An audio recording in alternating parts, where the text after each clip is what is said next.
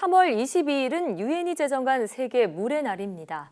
우리 몸의 70%를 차지하고 있을 정도로 물은 우리에게 정말 중요한 존재인데요. 네, 물 부족과 수질 오염에 경각심을 갖자라는 의미에서 제정된 날인데 네, 우리 몸에도 참 물이 부족하잖아요. 맞습니다. 그래서 몸에서 필요로 하는 만큼 우리는 충분히 물을 마시고 있는지 한 번쯤 돌아봐야 할 것 같습니다. 그래서 오늘 닥터헬스에서는 가정의학과 민혜연 전문의와 함께 만성 탈수에 대해 자세히 알아보겠습니다. 어서 오세요. 네, 어서 오세요. 네. 자, 오늘 주제가 만성 탈수인데요. 그냥 자주 목이 마르면 만성 탈수 증상인 건지 그 기준이 궁금합니다. 어떻게 되나요? 사실 우리가 일반적으로 탈수다라고 떠올리면 땡볕에서 이렇게 의식 잃고 바싹 말라가는 모습을 좀 떠올리시는 네, 분들이 맞아요. 많으실 텐데요. 하지만 만성 탈수는 이런 급성의 병적인 탈수 상태가 아니고 몸속의 수분이 정상 대비 2% 이상 부족한 상태가 3개월 이상 장기간 지속되는 것을 말합니다. 네. 심각한 정도의 수분 손상이 아니기 때문에 증상이 바로 나타나지 않아서 자칫하면 그냥 넘겨버리기가 쉬운데요. 하지만 신진대사의 물은 굉장히 중요한 역할을 합니다. 따라서 2% 정도의 적은 양이라고 해도 이런 수분 부족 상태가 장기간 지속이 되면 대사 과정에 문제를 일으킬 수 있는 거죠. 네. 사실 근데 물이라는 게 의식적으로 마시지 않으면 이게 자주 마시는 게 쉽지 않고 목이 마르다라는 느낌이 있을 때 물 한 컵씩 마시는 게 전부인데 맞아요. 우리가 탈수 증상을 느끼는 거를 자가 진단할 수 있는 방법이 있는 거죠? 네, 스스로 간단하게 진단해 볼 수 있는 몇 가지 문항들이 있어서 좀 소개를 해드릴까 하는데요. 네. 최근 한 달을 기준으로 생각하시면 되겠습니다. 네. 한 달 기준으로 하루 평균 마신 물의 양이 3컵 이하이거나 기상시 몸이 붓고 또 푸석푸석한 느낌이 드는 날이 7일 이상, 피부가 거칠고 화장이 받지 않는 날이 7일 이상, 또 일주일 평균 배변 횟수가 일주일에 2회 이하거나 아하. 또 배변 시 과다하게 힘을 주는 경우가 3회 중 1회 이상 있는 경우, 또 네. 하루 평균 소변량이 좀 적은 편이라거나 음주를 평균 4회 이상 하시는 분들, 네. 또 5회 이상 다이어트약, 변비약 또는 이뇨제를 복용하시는 분들, 또 예. 피로를 느낀 날이 한 달 중 7일 이상이거나 더위나 추위에 약하다고 느낀 날이 역시 7일 이상인 경우, 이런 10개 항목 중 4개 이상에 해당된다면 만성 탈수를 의심해 보셔야 합니다. 그래요? 네, 지금 말씀해 네. 주신 거 저 하나하나 체크해보고 있는데 예. 한 4개 이상 해당되는 것 같아요. 박채민 앵커는요? 5개 정도 되는 것 같아요. 5개 정도. 그럼 저희 둘 다 어떻게 보면 만성 탈수에 걱정하셔야 해당된다고 되겠네요. 볼 수 있겠는데요. 이 만성 탈수, 우리 신체에는 어떤 영향을 미치나요? 일단 일반적으로 수분이 부족하게 되면 소화불량이나 변비와 같은 증상은 물론이고요. 예. 또 호르몬이 부족해지기 때문에 복부 비만과 같은 비만에도 영향을 줄 수가 있습니다. 하지만 무엇보다 만성 탈수의 가장 대표적인 증상은 바로 만성 피로입니다. 네. 우리 몸에 충분한 양의 수분이 있어야 대사 과정에 필요한 전해질들을 세포 속으로 밀어넣는 펌프 역할을 제대로 할 수가 있는데 네. 예. 이것이 부족하면 충분한 양의 에너지를 만들 수 없어서 자연스레 몸이 피곤해지게 되는 거죠. 아. 또 미국 코네티컷 대학의 연구에 따르면 우리 몸에 수분이 부족하면 기분이 나빠지거나 불안감이 증가하고 또 사고 능력까지 저하된다는 것이 밝혀졌는데요. 아, 그래요? 재미있는 사실은 남녀의 네. 차이가 있다는 거죠. 젊은 남성들의 경우는 수분이 부족하면 기억력과 같은 사고 능력이 저하되고 네. 피로감과 불안증이 증가하는데요. 여성분들은 기분이 나빠지는 증상이 발생한다고 합니다. 그러니까 그렇군요.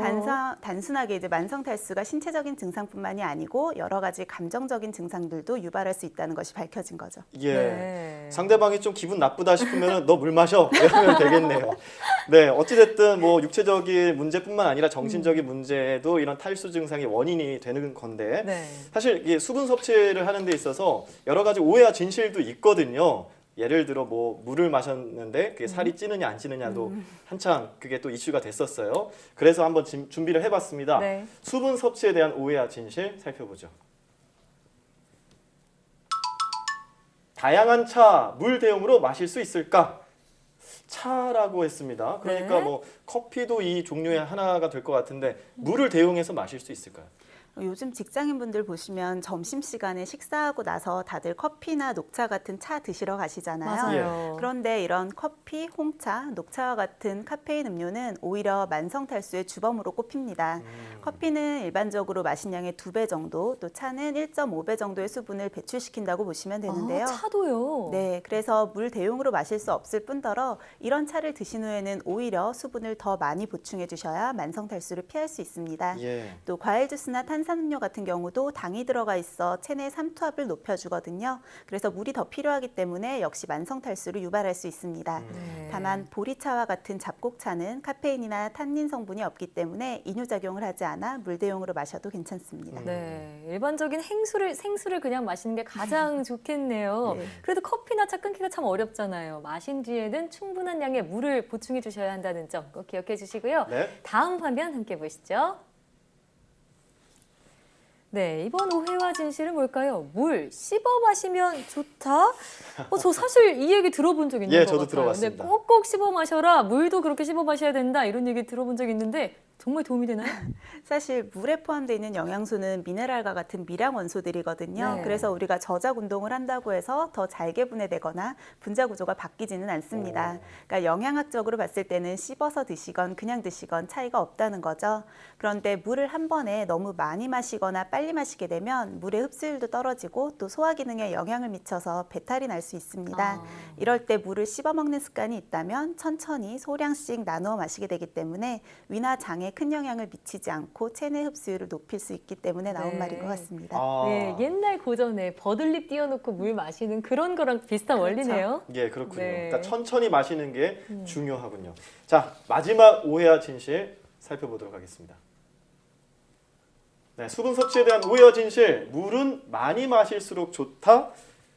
당연히 물이 건강에 도움이 될 테니까 네. 많이 마시면 좋지 않을까 합니다. 어떤가요? 우리가 늘 과유불급이라고 하잖아요. 아. 뭐든지 좀 적당한 게 좋겠죠. 네. 물도 너무 많이 마시게 되면 물 중독증이나 저나트륨 혈증이 발생할 수 있기 때문에 자신의 신체 상황이나 특정 질환에 따라서 좀 더 조절해서 드시는 것이 좋습니다. 예. 질환별로 좀 살펴볼 수가 있겠는데 수분 섭취가 더 많이 필요한 질환은 기관지염이나 폐렴 같은 호흡기 질환이 대표적입니다.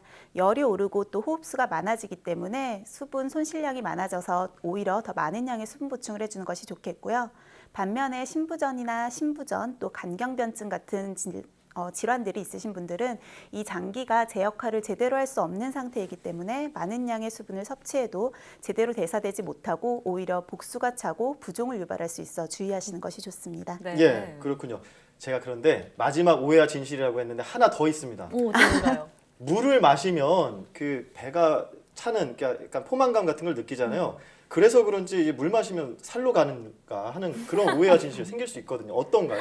사실 물은 칼로리가 아예 0이거든요. 예. 그래서 0. 살로 가지는 않고요. 네. 다만 물을 너무 많이 드신다거나 이전에 같이 먹는 음식들 때문에 몸에 부종을 좀 유발할 수는 있습니다. 아, 약간 붓기가 생길 수가 있다라는 네. 거죠. 네, 지금 아. 그러니까 살찌기신 게 아니라 붓기예요. 붓기 때문에 걱정하지 않으셔도 될 것 같아요. 네, 이제 마지막으로요. 몸과 마음의 건강을 위해서 충분하고 또 건강하게 물을 섭취하는 방법 소개해 주시죠. 네, 세계보건기구에서는 성인들의 평균 하루 물 섭취량을 1.5리터에서 최대 2리터 정도 권고하고 있습니다. 예. 의학적으로 봤을 때도 보통 자신의 체중의 30배를 곱한 양의 물을 드시도록 권하는데요. 그러니까 예를 들어 50kg의 사람인 분들은 30을 곱해서 1,500ml, 그러니까 1.5리터 정도의 물을 드셔야 하는 거죠. 이 정도 양의 물을 한 번에 다 드시는 건 좋지 않고요. 네. 한두 시간 정도 간격으로 한 잔 정도씩 나누어서 천천히 드시는 것이 좋겠습니다. 예. 또 운동을 하거나 사우나 하는 것처럼 땀을 많이 흘리는 활동을 할 때는 네. 목마름과 상관없이 충분한 양의 물을 드시는 게 좋은데요. 중등도 강도 이상의 운동을 할 때는 10분에서 15분마다 한 120에서 150ml 정도의 물을 마셔야 탈수를 막을 수 있고요. 네. 또 1시간 이상 격렬한 운동을 하시는 경우는 물과 함께 전해질도 부족할 수 있으니까 이온 음료 같은 것들을 같이 마시는 것도 한 가지 방법입니다. 예. 그렇군요. 참 이 물과 사람 뗄래야 뗄 수 없는 것 같습니다. 네. 앞으로 물과 가장 친해야겠다는 생각도 하고요. 지금까지 가정의학과 민혜연 전문의와 함께 물에 관한 오해와 진실 알아봤습니다. 오늘 말씀 고맙습니다. 고맙습니다.